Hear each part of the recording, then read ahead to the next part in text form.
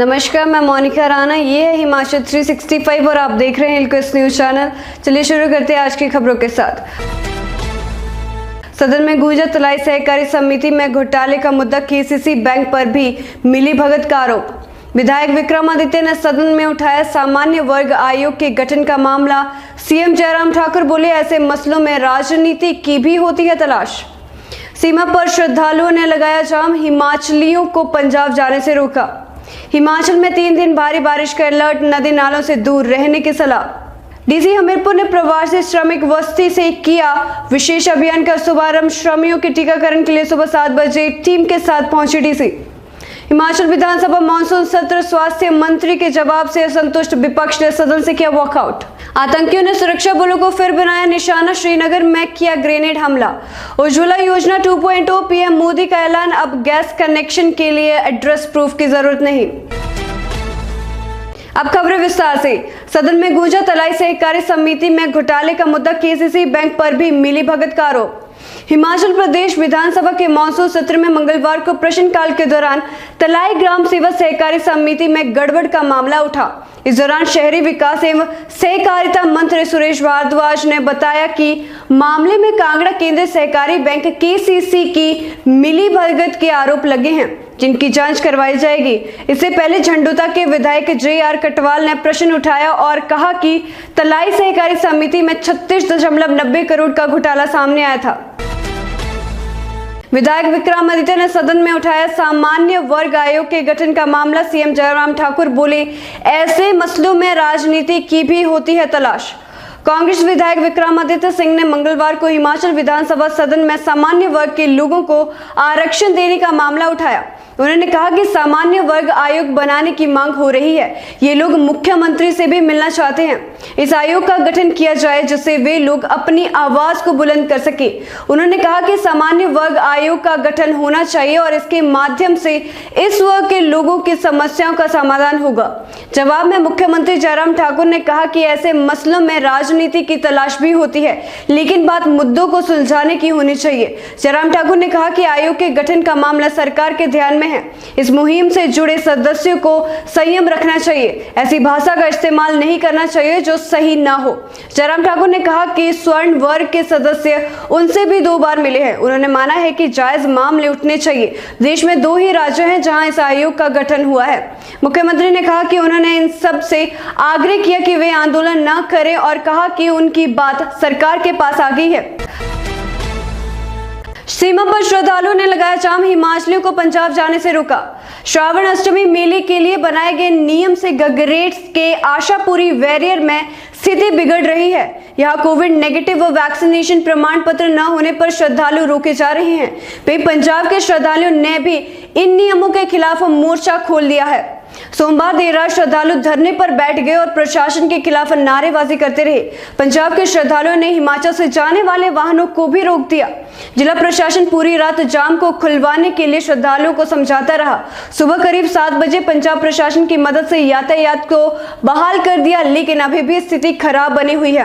DC Raghav Sharma ने कहा कि प्रशासन हर स्थिति पर नजर बनाए हुए है। नियमों के अनुसार ही श्रद्धालुओं को प्रवेश दिया जा रहा है। वही एसपी अरजीत सेन ने कहा कि श्रद्धालु बार बार जाम लगा रहे हैं और स्थिति पर नजर रखी जा रही है। हिमाचल में 3 दिन भारी बारिश का अलर्ट। नदी नालों से दूर रहने की सलाह।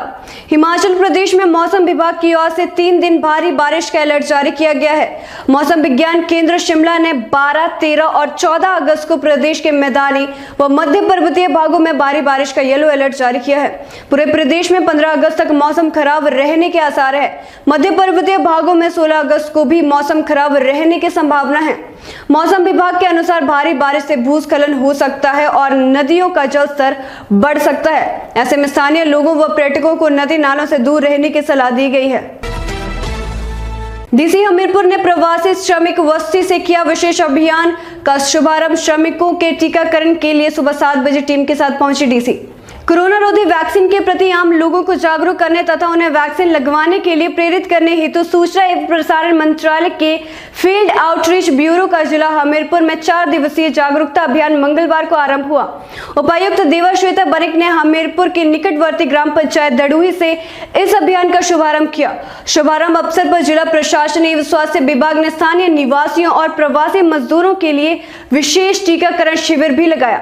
इस अवसर पर उपायुक्त ने कहा कि 18 वर्ष से अधिक आयु के सभी लोगों का टीकाकरण सुनिश्चित करने के लिए जिला में 15 अगस्त तक विशेष टीकाकरण अभियान चलाया जा रहा है। इस अभियान के तहत 100% लोगों के टीकाकरण का लक्ष्य निर्धारित किया गया है। उपायुक्त ने सभी जिला वासियों से आग्रह किया कि अगर उन्होंने कोरोना रोधी वैक्सीन की पहली खुराक नहीं लगवाई है तो वे इस टीकाकरण अभियान के दौरान नजदीकी केंद्र पर जाकर टीका अवश्य लगवाएं तथा अन्य लोगों को भी टीका लगवाने के लिए प्रेरित करें।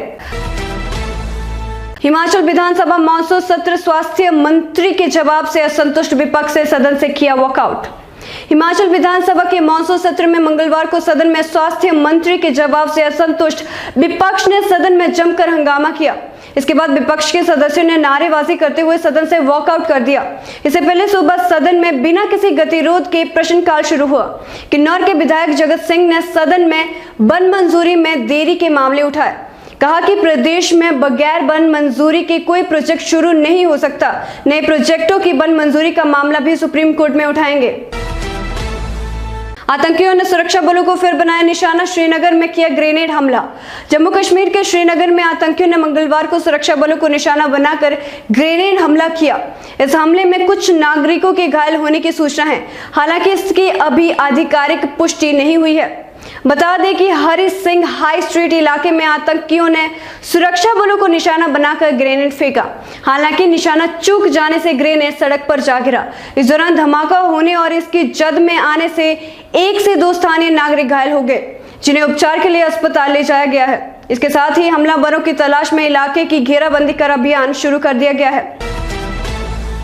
उज्ज्वल योजना 2.0, पीएम मोदी का ऐलान, अब गैस कनेक्शन के लिए एड्रेस प्रूफ की जरूरत नहीं। उत्तर प्रदेश के महोबा में गरीबी रेखा से नीचे जीवन यापन करने वाले गरीब परिवारों के लिए उज्ज्वला 2.0 का प्रधानमंत्री नरेंद्र मोदी ने वीरभूमि महोबा से वर्चुअल शुभारंभ किया। बटन दबते ही उज्ज्वला योजना का दूसरा चरण शुरू हो गया। इस दौरान पीएम मोदी ने कहा कि 1 करोड़ महिलाओं के जीवन को बदलने का प्रयास किया जा रहा है। उन्होंने ऐलान करते हुए कहा कि अब गैस कनेक्शन के लिए एड्रेस प्रूफ की जरूरत नहीं पड़ेगी। उन्होंने कहा कि बुंदेलखंड सहित पूरे यूपी और दूसरे राज्यों के हमारे अनेक साथी काम करने के लिए गांव से शहर जाते हैं, दूसरे राज्य जाते हैं, लेकिन वहां उनके सामने एड्रेस के प्रमाण की समस्या आती है। ऐसे लाखों परिवारों को उज्ज्वला 2.0 योजना सबसे अधिक राहत देगी। अब श्रमिकों को एड्रेस के प्रमाण के लिए इधर उधर भटकने की जरूरत नहीं है। इन्हें अपने पते का सिर्फ एक सेल्फ डिक्लेरेशन यानी खुद लिखकर देना है और गैस कनेक्शन मिल जाएगा। तो फिलहाल के लिए बस इतना ही। मैं मोनिका राणा आपसे विदा लेती हूँ। देखते रहिए हिलकर चैनल। धन्यवाद।